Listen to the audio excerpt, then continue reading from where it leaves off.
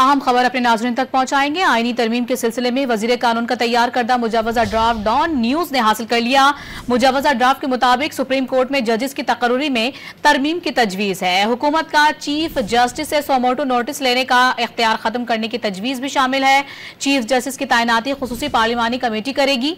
खुसूसी committee के 8 अरकान कौमी असम्बली और 4 अरकान सेनेट के होंगे।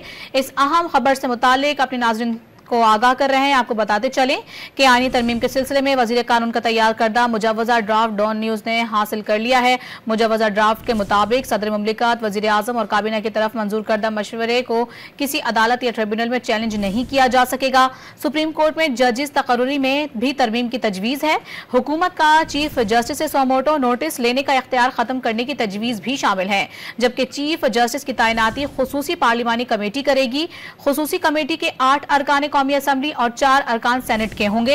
इस अहम खबर से मुतालिक अपने नाज़रीन को आगाह कर रहे हैं कि आईनी तरमीम के सिलसिले में वजीर कानून का तैयार करदा मुजव्वज़ा ड्राफ्ट डॉन न्यूज ने हासिल कर लिया है। हुकूमत का आईनी तरमीम के जरिए आर्टिकल 63A में तरमीम की तजवीज़ सामने आई है। पार्टी सरबराह की हिदायत के खिलाफ वोट गिना जाएगा।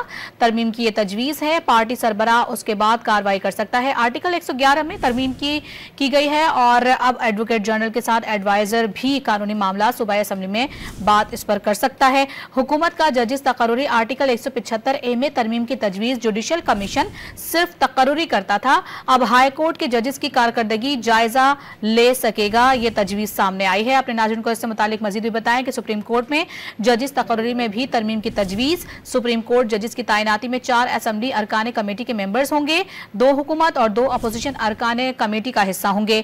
हुकूमत की तरफ 1 सेनेटर और 1 MNA का नाम वजीर आजम तजवीज़ करेगा।